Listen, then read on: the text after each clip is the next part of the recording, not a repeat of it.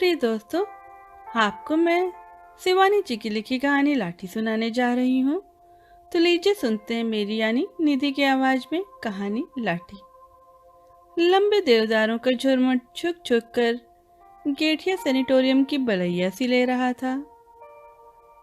कांच की खिड़कियों पर सूरज की आड़ी तिरछी किरणें मरीजों के क्लांत चेहरों पर पड़कर उन्हें उठा देती थी। मौत की नगरी के मुसाफिरों के रोग जीर्ण पीले चेहरे सुबह की मीठी धूप में क्षण भर को खिल उठते। आज टीबी सिर दर्द और जुकाम खांसी की तरह आसानी से जीती जाने वाली बीमारी है, पर आज से कोई 20 साल पहले टीबी मृत्यु का जीवंत आह्वान थी। भुआली से भी अधिक मांग तब गेठिया सेनेटोरियम की थी। काठ गोदाम से कुछ ही मील दूर एक ऊंचे पहाड़ पर गेठिया सेनेटोरियम के लाल लाल छतों के बंगले छोटे छोटे गुलदस्ते से सजे थे। 3 नंबर के बंगले का दुगुना किराया देकर कप्तान जोशी स्वयं अपनी रोगिणी पत्नी के साथ रहता था। बंगले के बरामदे में पत्नी के पलंग के पास वह दिन भर आराम कुर्सी डाले बैठे रहता। कभी अपने हाथों से टेम्परेचर चार्ट भरता और कभी समय देख देख कर दवाइयां देता। पास के बंगले से मरीज बड़ी तृष्णा और चाव से उनकी कबूतर किसी जोड़ी देखो देखते। ऐसी घातक बीमारी में कितने यत्न और स्नेह से सेवा करता था कप्तान जोशी। कभी उसके आनंदित चेहरे पर झुंझलाहट या खींच देखने को न मिलती। कभी वह घुंघराले बालों को ब्रश से संवारता, बड़े ही मीठे स्वर में पहाड़ी जोड़े गाता, जिनकी मिठास में तिब्बती बकरियों के गले में बंधी बजती रुनकती घंटियों की सी छुनक रहती। पहाड़ी मरीज बिस्तरों से पुकार कर कहते, वाह कप्तान साहब एक और। कप्तान अपने पलंग से घुली मिली सुंदरी बानो की ओर देख बड़े लाड से मुस्कुरा देता।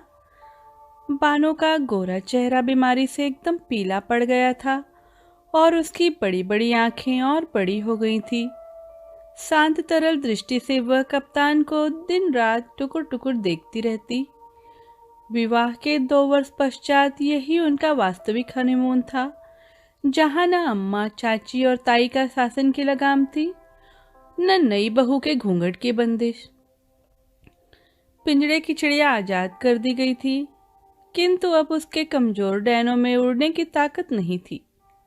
कप्तान उसकी दुर्बल तप्त हथेली को अपनी कसरती मुट्ठी में बड़े प्यार से दबाकर सहलाने लगता, तो उसकी सींक सी कलाई की सोने की चूड़ी सर्र सर्र कर कोहनी तक सरक जाती। उन दिनों गेठिया का डॉक्टर एक अधेड़ स्विस था। एक दिन उसने कप्तान को अकेले में बुलाकर कहा, कप्तान तुम अभी जवान हो, यह बीमारी जवानी की भूखी है।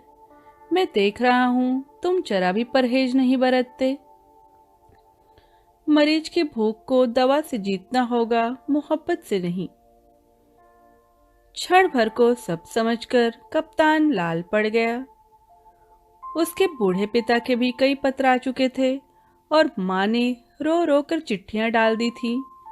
मेरे 10-20 पूत नहीं है बेटा, यह बीमारी सत्यानाशी है। पर कप्तान पहले की तरह अलमस्त डोलता, कभी बानों के चिकने केसों को चूमता, कभी उसकी रेशमी पलकों को, कभी पास के प्राइवेट वार्ड की गुमान सिंह मालदार की गोल मटोल पत्नी से मजाक करता। सैनिटेरियम की मनहूस जिंदगी के काले आकाश में रौबदार ठाकुरानी ही एकमात्र द्युतिमान तारिका थी। भरे भरे हाथ पैर की चिकने चेहरे पर सदा मुस्कान बिखेरती वह पूरे सैनिटोरियम की भाभी थी। उसके स्वास्थ्य के दुर्गम दुर्ग में भी न जाने बीमारी का घुन किस आरक्षित छिद्र से प्रवेश पा गया था। टीवी लगने की पीड़ा से कराहती वह अपनी कदर या गालियों का अक्षय भंडार खोल देती। कभी लक्षपति ससुर को लक्ष्य बनाती, है हमारे बुढ़जू आधी कुमाऊं के छत्रपति, पर बहू 3 थान शमशान को जा रही है तो उनकी बला से दुम उठाकर जिसे देखा वही बच्चा नर से मादा निकला। ए शाबाश, क्या पंच के स्टैंडर्ड का सेंस ऑफ ह्यूमर है। भाभी तबीयत बाग बाग कर दी, कप्तान कहता।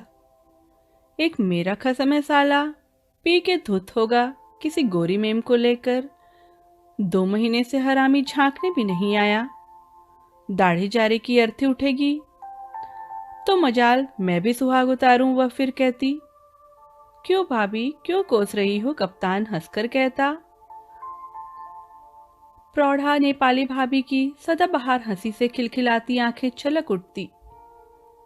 शाबाश है कप्तान बेटा, तुझे देखकर मेरी छातियों में दूध उतर आता है। कैसी सेवा कर रहा है तू। और एक हमारे हैं कुतिया के जने, मिले तो मूछें उखाड़कर हरामी के मुंह में ठूस दूं। कप्तान हंसते हंसते दूहरा हो जाता। मूछें उखाड़कर मुंह में ठूसने की बात कुछ ऐसी जम जाती कि वह भागकर बानों को सुना आता। नेपाली भाभी के पति की असंख्य मोटरें अल्मोड़ा नैनीताल को घेरे रहती। चाय के बगीचों का अंत नहीं था, किंतु उनके वैभव ने पत्नी के प्रति प्रेम और मोह की बेड़ियां काट दी थी। 1 वर्ष से वे एक बार भी उसे देखने नहीं आए। एक दिन कप्तान ने देखा नेपाली भाभी की खांसी बहुत ही बढ़ गई है। खांसी का दौरा सा पड़ा और कप्तान भागकर देखने गया तो देखा रक्त के कुंड के बीच नेपाली भाभी का विराट गेहुआ देह निष्प्राण पड़ा था। पति की मूछों को उसके मुंह में ठूसने का स्वप्न अधूरा ही छोड़कर भाभी चली गई थी। कुछ दिन तक कप्तान उदास हो गया। बानों की बड़ी बड़ी आंखों में भी उदासी के डोरे पड़ गए। जब ऐसी हंसती खेलती लाल लाल भाभी को मौत खींच ले गई तो हड्डियों का ढांचा मात्र बानो तो हवा में उड़ती रुई का फाहा थी। भाभी की मौत आकर जैसे उन दोनों के कान में कह गई थी कि जिंदगी कुछ ही पलों की है। उन अमूल्य पलों के अमृत स्वरूपी रस की अंतिम बूंद भी उन दोनों को छोड़ना मंजूर न था। नित्य निकट आती मौत ने बानो को चिड़चिड़ा बना दिया, पर जैसे इकलौते जिद्दी दुर्बल बालक की हर जिद को स्नेहमयी माता हंसकर खेल कर झेल जाती है, वैसे ही कप्तान हठीली बानों की हर जिद पूरी करता। कभी वह खीरी चांदनी में बाहर जाने को मचलती तो वह अपने खाकी ओवरकोट में उसे लपेटकर अपनी देह से सटाए लंबे चिड़ की छाया में बैठा रहता। बानो को विवाह के ठीक तीसरे दिन ही छोड़कर उसे बसरा जाना पड़ा था। उन 3 दिनों में खाकी वर्दी में कसे 6 फूटे शरीर और भूरी भूरी मूछों को देखकर बानो उससे जितना ही कटी कटी छिपी फिरती, वह उसे पाने को उतना ही उन्मत्त हो उठता। उसे देखते ही वह अपनी मेहंदी लगी नाजुक हथेलियों से लाज से गुलाबी चेहरा ढांक लेती। दूसरे दिन बड़ी कठिनता से कप्तान उसके मुंह से धीमी फुसफुसाहट में उसका नाम कहलवा पाया था। बहुत धीमे स्वर में ही प्रणय निवेदन की भूमिका बांधनी पड़ी थी, क्योंकि पास के कमरे में ही ताऊजी लेटते थे। क्या नाम है तुम्हारा? उसकी तीखी ठुड्डी उठाकर कप्तान ने पूछा था। बानो, उसके पतले होंठ हिलकर रह गए थे। राम राम, मुसलमानी नाम, कप्तान ने हंसकर छेड़ दिया। सब यही कहते हैं, मैं क्या करूं? बानो की आंखें छलक उठी। मैं तो तुम्हें छेड़ रहा था, कितना प्यारा नाम है। पहाड़ी नाम भी कोई नाम होते हैं भला? सरुली, परुली, रमा, खष्टी, वह बोला। कितने साल की हो तुम बानो? इस आषाढ़ में मुझे 16वां लगेगा, बानो ऐसे उत्साह से बोली जैसे उसने आधी जिंदगी पार कर ली हो। कप्तान का दिल भर आया। अपनी खिलौने सी बहू को उसने खींचकर हृदय से लगा लिया। पहले वह अपने ताऊ और पिता से सख्त नाराज हो गया था। कहाँ वह ठसकेदार बांका कप्तान और कहाँ हाई स्कूल पास छोकरी को पल्ले बांध कर रख दिया। पर बालिका बानो की सरल आंखों का जादू उस पर चल गया। तीसरे दिन ही उसे बसरा जाना था। कप्तान बानो से विदा लेने गया तो वह कोने में बैठी छालियां कतर रही थी। उसकी पलकें भीगी थी और पति की आहट पाकर उसने घुटनों में सिर डाल दिया। झट से झुककर कप्तान ने उसका माथा चूम लिया, उसका गला भराया। 3 दिन की ताजा सुंदरी नौवधु को इस तरह छोड़कर जाना कप्तान को दुश्मन की गोलीबारी से भयंकर लगा। इसके बाद 2 वर्षों तक कप्तान युद्ध की विभीषिका में भटक गया। बर्मा और बसरा के जंगलों में भटक भटक कर उसके साथी वैसी बन गए थे, गंदे अश्लील मजाक करते। फौजी अफसरों में कप्तान ही सबसे छोटी उम्र का था। बर्मा के युद्ध से स्तब्ध सड़कों पर चपल बर्मी रमणियों के कुटिल कटाक्षों का अभाव नहीं था। फिर भी कप्तान अपनी जवानी को दांतों के बीच जीभ सी बचाता सेंध गया। 2 साल बाद घर पहुंचा तो दुनिया बदल चुकी थी। उन 2 वर्षों में बानो ने 7-7 ननदों के ताने सुने, भतीजों के कपड़े धोए, ससुर के होज बिने, पहाड़ की नुकीली छतों पर 5-5 शेर उड़द पीस पीस कर बड़ियां तोड़ी। कभी सुनती उसके पति को जापानियों ने कैद कर लिया है, अब वह कभी नहीं लौटेगा। सास और चचिया सास के व्यंग बाण उसे छेद देते। वह घुलती गई और एक दिन 6 का तक्षक कुंडली मारकर उसकी नन्ही सी छाती पर बैठ गया। उसे सैनिटोरियम भेज दिया गया था। दूसरे ही दिन कप्तान बानो को देखने चल दिया तो घर वालों के चेहरे लटक गए। गेठिया पहुंचा और एक प्राइवेट वार्ड के बरामदे में लेटी बानो को देखकर उसका कलेजा उछलकर मुंह को आ गया। 2 वर्षों में बानो घिसकर और भी बच्ची बन गई थी। कप्तान को देखकर उसकी तरल आंखें खुली ही रह गईं। फिर आंसू टपकने लगे। कहने और कैफियत देने की कोई गुंजाइश नहीं रही। बानो के बहते आंसुओं की धारा ने 2 साल के सारे उलाहने सुना दिए। दोनों ने समझ लिया कि मिलन के वे क्षण मुट्ठी भर ही के रह गए थे। उन दिनों सैनिटोरियम में एक अत्यंत क्रूर नियम था। रोगियों को उनकी अंतिम अवस्था जानकर उन्हें घर भेज दिया जाता।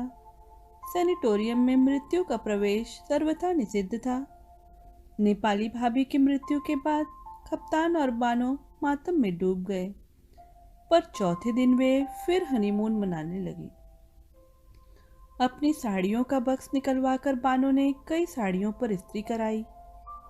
बड़ी देर तक दोनों ने पेशेंस खेला, पर शाम होते ही बानो मुरझाने लगी। दिन भर उसे दस्त आ रहे थे और टीवी के मरीज को दस्त आने खतरे से खाली नहीं होता। डॉक्टर दलाल आया। उसने कप्तान को बाहर ले जाकर कमरा खाली करवाने का नोटिस दे दिया। कल ही ले जाना होगा। आई गिव हर 2-3 डेज, इससे ज्यादा नहीं बचेगी। कप्तान का चेहरा सफेद पड़ गया। घर जाने का प्रश्न नहीं उठता था। 3 रस भरे महीनों की मीठी धरोहर को वह घर की कड़वाहट से अछूता ही रखना चाहता था। भुवाली के पास ही एक चाय की दुकान के नीचे साफ सुथरा कमरा मृत्यु का पासपोर्ट पाए बानो जैसे अभागे मरीजों के लिए सदा बाहें फैलाए खुला रहता था। सैनिटोरियम छोड़कर हम कल दूसरी जगह चलेंगे बानो, यहाँ साली तबीयत बोर हो गई है। बड़े उत्साह और आनंद से कप्तान ने भूमिका बांधी, पर बानो का चेहरा फक पड़ गया। वह समझ गई थी कि आज उसे भी नोटिस दे दिया गया। बड़ी रात तक कप्तान उसके गालों के पास अपना चेहरा ले जाकर गुनगुनाता रहा, बानो मेरी बन्नी बन्नू। और फिर जब बानो को नींद आ गई तो वह भी अपने पलंग पर जाकर सो गया। सुबह उठा तो बानो पलंग पर नहीं थी। सोचा घिसटती बाथरूम तक चली गई होगी। जोश आने पर वह काफी दूर तक चल लेती थी। बड़ी देर तक नहीं लौटी तो वह घबराकर उठा। बानो कहीं नहीं थी। भागकर वह मरीजों के पास गया। डॉक्टर आया, नर्सें आई, चौकीदार आया, पर बानो कहीं नहीं थी। सैनिटोरियम में आज पहली बार ऐसी अनहोनी घटना घटी थी। दूसरे दिन बड़ी दूर रथी घाट पर बानों की साड़ी मिली थी। मृत्यु के आने से पूर्व वह अभागी स्वयं ही भागकर मृत्यु से मिलने चली गई थी। इसमें कोई संदेह नहीं रहा कि बानो ने डूबकर आत्महत्या कर ली थी। शोक से पागल होकर कप्तान उसकी साड़ी को छाती से चिपटाए फिरता रहा। किंतु मर्द की जवानी जाड़े की भयंकर लंबी रात के समान है, जो काटे नहीं कटती। एक ही साल में उसका फिर विवाह हुआ। अब के ताऊ और पिता ने खूब ठोंक पीट कर बहू छांटी। ऊंची, लंबी, गोरी और एमए पास। कप्तान की नई पत्नी के पिता थे मेजर जनरल। 40 तमगे लगाकर उन्होंने कन्यादान किया तो कप्तान बेचारा सहम कर रह गया। प्रभा एक लौती लड़की थी, फिर दूजू की बीवी थी, जो बादशाह की घोड़ी से कम नहीं होती। उसके 100 नखरे उठाता कप्तान हंसना, खिलखिलाना और मौज मस्तियां सब भूल कर रह गया। 4 साल में कप्तान को 2 बेटे और 1 बेटी देकर प्रभा ने धन संचय की ओर ध्यान लगाया। 16 सालों में कप्तान के बैंक बैलेंस में रुपयों और नोटों की मोटी तह जमाकर दोनों नैनीताल घूमने आए। कप्तान की थोड़ी सी तोंद निकल आई थी, चेहरा अभी भी मस्ताना था, पर मूंछों में अब वह ऐंठ नहीं रह गई थी। कनपटी के आसपास बाल सफेद हो चले थे। 2 जवान लड़कों को कमीशन मिल गया था। बेटी मिरांडा हाउस में पढ़ रही थी। नैनीताल आकर कप्तान के दिल में एक टीस सी उठी। काठगोदाम से चलकर गेठिया दिखा और वह गुमसुम हो गया। नैनीताल के ग्रांड होटल में दोनों टिके। प्रभा बोली, चलो डार्लिंग, पहाड़ का इंटीरियर घूमा जाए, भुआली चले। चिकन सैंडविच, रोस्ट मुर्ग पैक करवाकर उसने अपनी फिएट गाड़ी भुआली की ओर छोड़ी। बगल में दामी चंदेरी साड़ी और बिना बाहों के ब्लाउज से अपने मांसल शरीर की गोरी दमक बिखेरती प्रभा बैठी। भुआली की एक छोटी सी दुकान देखकर प्रभा ने गाड़ी रुकवा दी। इसी दुकान में आज एकदम पहाड़ी स्टाइल के कलई के गिलास में चाय पियेंगे हनी, वह बोली। कप्तान अब मेजर था, मेजर की डिग्निटी कहाँ जाएगी, वह बोला। भाड़ में, कहकर प्रभा अपनी पेंसिल हील की जूतियां चटकाती दुकान में घुस गई। काठ की एक बेंच धुएं और कालिक से काली पड़ गई थी, उसी को झाड़कर दोनों बैठ गए। पहले कुछ देर तक पहाड़ी दुकानदार भौचक्का सा रह गया। लकड़ी के धुएं से एकदम काली केटली में चाय उबल रही थी।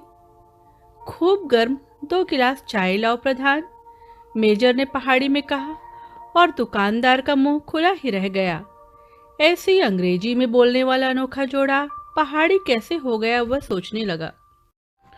वह चाय बना ही रहा था कि अलख अगोचर करते वैष्णवियों के दल ने भीतर घुसकर दुकान घेर ली।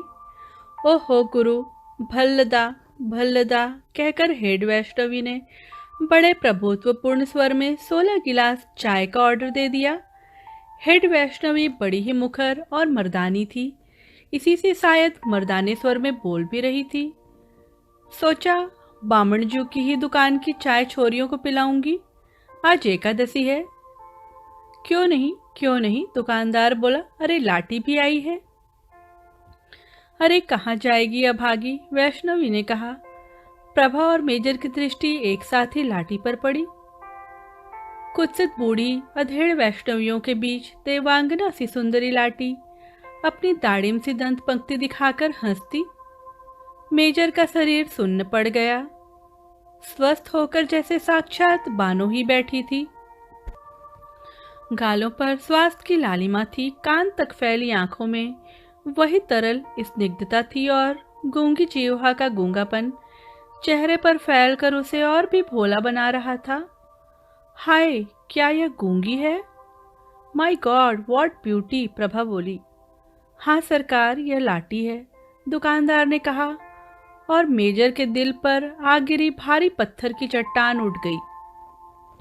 क्या नाम है जी इसका? प्रभा मुग्ध होकर लाटी को ही देख रही थी। नाम जो होगा वह तो बह गया मीम साहब, अब तो लाठी ही इसका नाम है। हेड वैष्णवी ने कहा। हमारे गुरु महाराज को इसकी देह नदी में तैरती मिली। जीभड़ी इसकी कटकर कहीं गिर गई थी।